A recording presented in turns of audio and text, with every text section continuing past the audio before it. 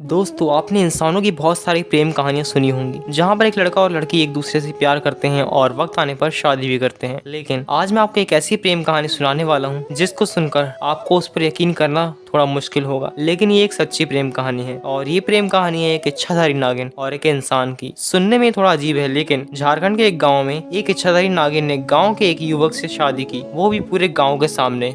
भारत के झारखंड के एक गांव में सोनू नाम का एक लड़का रहता था, जिसके घर में उसके माँ बाप और एक छोटा भाई साथ में रहते थे। सोनू के माँ बाप मजदूरी करके घर का खर्चा चलाते थे। वो अपने बच्चों को एक अच्छी जिंदगी देना चाहते थे, उनको पढ़ा लिखा कर एक अच्छा इंसान बनाना चाहते थे, और इसी वजह से वो अपने बच्चों को कोई भी कमी महसूस नहीं होने देते थे। लेकिन समय के साथ अब सोनू बड़ा हो चुका था, तो उसे वो अपने पिता को काम करना अच्छा नहीं लगता था, और इसी वजह से सोनू ने गाँव में रहकर कुछ काम करने की सोची, और उसको वहीं पास के एक जंगल के पास कुछ काम मिल गया। सोनू दिन में जल्दी जल्दी अपनी पढ़ाई कंप्लीट करके किसी को बिना बताए काम पर जंगल में चला जाया करता था। जिस जंगल में सोनू काम करने जाता था, वहाँ पर एक इच्छाधारी नागिन रहती थी।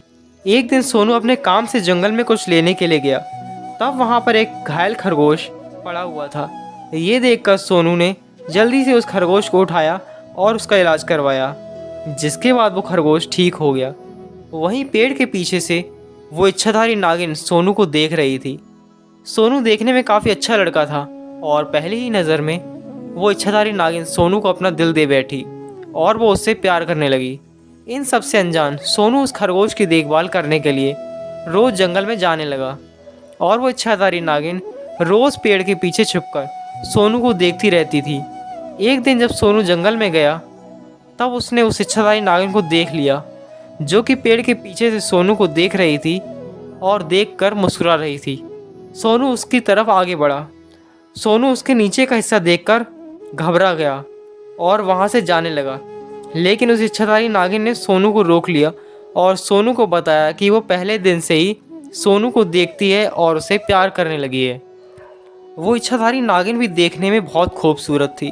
पहले तो सोनू ने उसको मना कर दिया, लेकिन मन ही मन सोनू भी उसकी खूबसूरती पर मंत्रमुग्ध हो गया था। वो ऊपर से तो मना कर रहा था।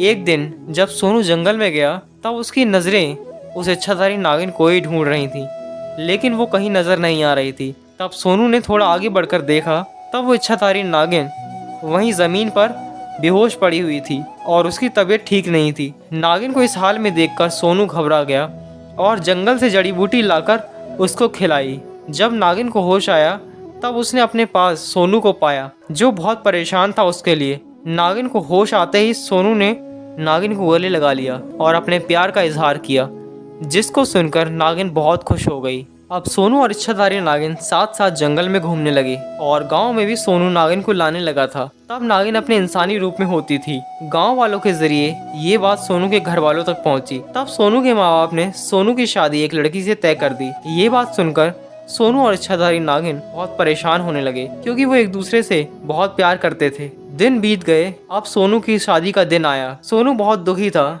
सोनू शादी के मंडप में पहुंचा, तब उसकी दुल्हन मंडप में पहले से मौजूद थी, लेकिन उसने अपना चेहरा घूंघट से ढक रखा था। पंडित ने सारे रीति रिवाजों से सोनू की शादी करवा दी। शादी पूरी होते ही अचानक से तेज हवा चलने लगी और हवा से दुल्हन का घूंघट हट गया। सोनू ने देखा ये तो इच्छाधारी नागिन है, तो वो बहुत खुश हो गया, और इस तरह से सोनू और इच्छाधारी नागिन की शादी हो गई।